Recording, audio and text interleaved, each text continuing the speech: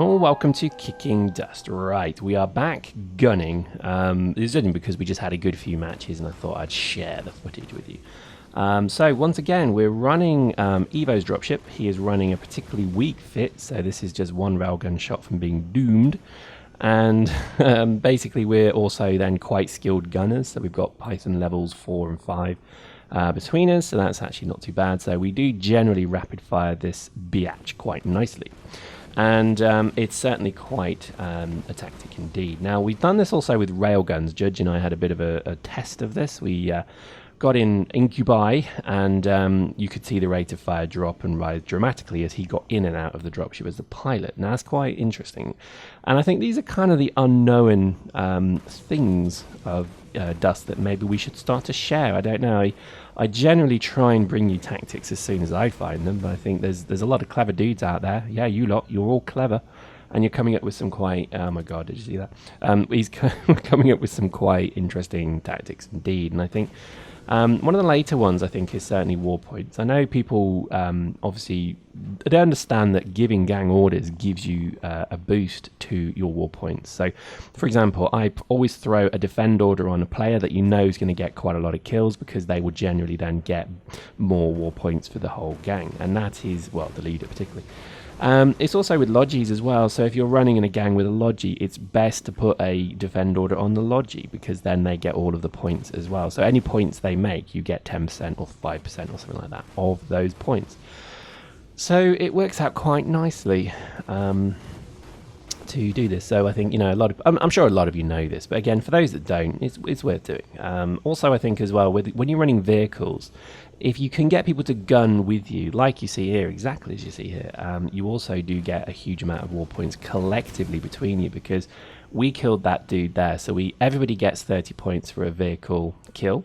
Everybody gets the assist, and everybody gets also the squad leader bonus as well, times however many people are in the area. So it all adds up. It's really good stuff. So anyway, let's not talk about that.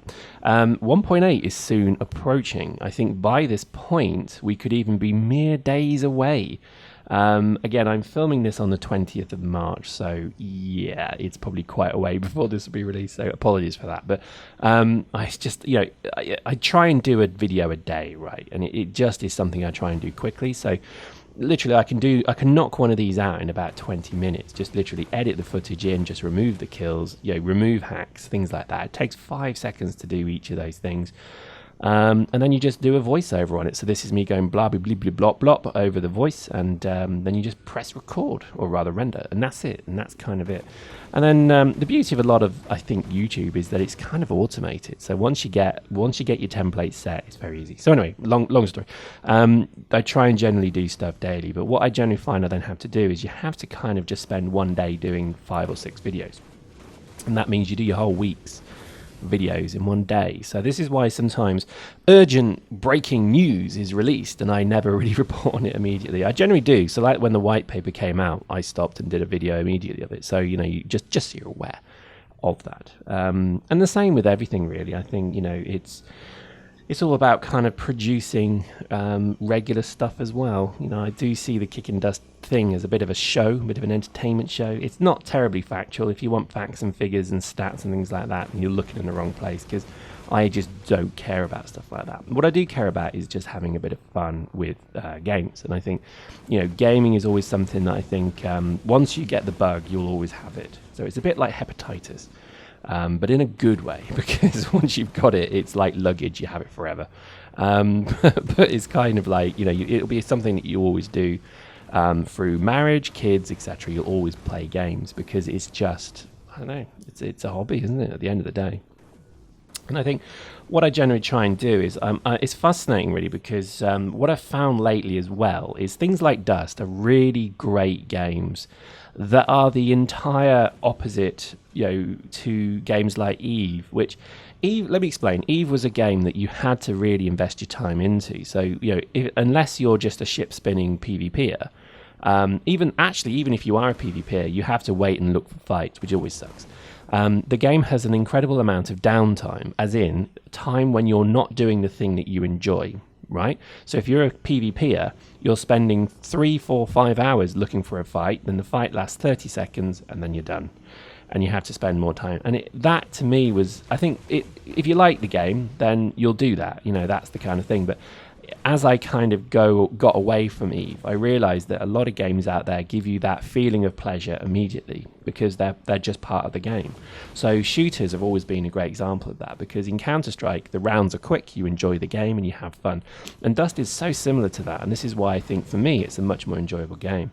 There are others who prefer the slower, more melodic games like EVE Online, because they have this fear, this desire to be rich, and then that's what drives them in that way as well. So it's an interesting kind of study of personal behaviors between people, because I think a lot of the time, as I'm shot out of my dropship, a lot of the time people look for different things. So, for example, in Space Engineers, that's the very different again, because that's like Eve. It's a slow burning, constant, pleasurable thing where you're spending time building up a thing, whatever it may be.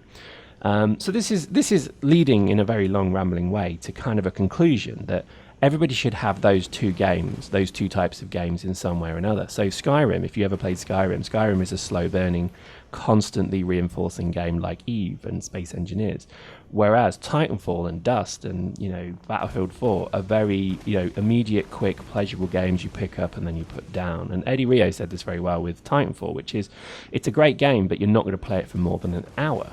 And it's fascinating because obviously that's very true indeed. And I think that's one of the nice things about gaming as well, is that you can actually adjust it so that you enjoy your time, to your specifications. So there we go.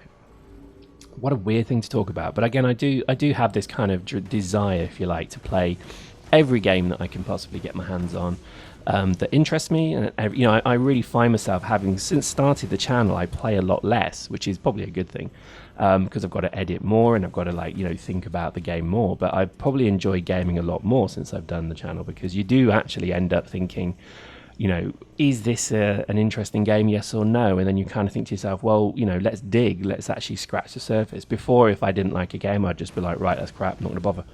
I don't like it, forget it, uninstall. Whereas now I found, like Project Zomboid was another example of this. I never would have played that game ever, because it doesn't really look the kind of game that I'd like to play. But then, lo and behold, once you got into it and I started to do my first video for it, literally just thinking I'd do a one-off, I was amazed at how deep the game was, and I just fell in love with it. I think it's amazing. So, kind of the same with Space Engineers as well. So, in a very long, rambling way, I think certainly a lot of gaming lately is really just becoming so diverse, different, and changeable as well. So I think it'll be interesting to see where I think a lot of the strategy behind CCP's products moves to, because obviously Eve is their slow burner, and I think Valkyrie is their kind of fast-paced. It's funny because Valkyrie to me is all of the things that people wanted Eve to do, but it never could do because there's just not the technology there. So that's a really cool move, and I'm hoping that they do the same with Dust. So people want Dust to be 10 times more, and I honestly think that they will do it, because again, they have a great product here that I just think is solid and stable, and I think it's going to grow. I know it's going to grow, and I think it will be an exciting thing ahead. Having said that, you never know what will come out next. Maybe World of Darkness will be the next big thing they produce. Maybe there'll even be other games that are very similar to Dust, but maybe take it in a much more kind of structured way. So, it is kind of exciting times for CCP. And I think even with all of the kind of general growing pains that they have, being a small, medium enterprise, I think they are certainly showing that they can produce very high content quality, high quality content of very good, notable delivery. And I think there's always going to be issues. They're not perfect, there's still bugs, there's still problems, but again, I think at the moment it does feel like things are coming together quite nicely. And I'm really quite curious to see what's going to happen at FanFest. I wish I was coming, I really do. But I'm sad to say that I probably won't be. I think as FanFest happens, I'm probably going to be flying through elsewhere, so it's going to kind of be just impossible to get there. But I haven't gone for a few years, but before, obviously, I've gone for a number of the FanFests, and they have been incredible fun. They're not confrontational, they're not aggressive, they're lovely, passive, friendly places. I think really you'll have a laugh if you go to them. It's kind of weird to see the whole world's population represented in a game in a single location. So, you know, I remember the first first E-Fest I went to, I met Omba Zombie, who was a really nice guy. He was, I don't even remember what he did, to be honest, but he was a relative kind of, you know, person of note in EVE way back. I even think maybe he started Dust Uni. I could be wrong, but yeah, post in the comments if I've got that wrong. I think he may have started EVE Uni, but anyway, really nice guy. And we were just stood outside having a cigarette together. Don't smoke, it's bad for you. And we were just basically talking about this and that.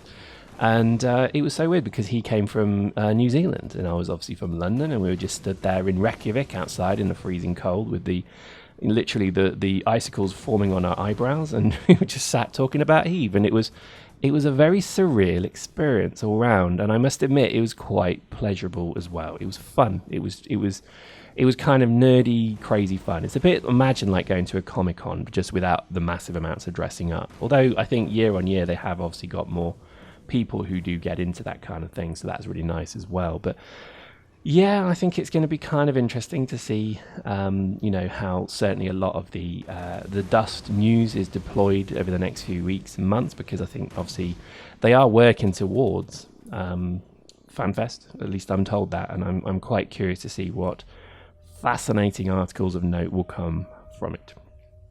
So there we go. Not really spoken about the game at all. It was a good one. I enjoy gunning. It's always a good fun. And I think certainly we'll start to sort of show you some more stuff that's coming. So for example, maybe in the next video we'll talk about fittings. Obviously we're being respec'd with fittings, so that's going to start changing very soon as well. So I think hopefully you know, you're enjoying the potential respec that you're about to get, and I think you'll soon be there, you know, enjoying those points. Oh my god, 9 and 19, that's pretty terrible. That's not good at all. Look at that. And then, oh, look at the war points. It's definitely worth doing. Seriously, this is absolutely worth doing if you ever, like, you know, want to get just war points quick and cap quick. Do something like this. Anyway, hope you enjoyed that. See you next time.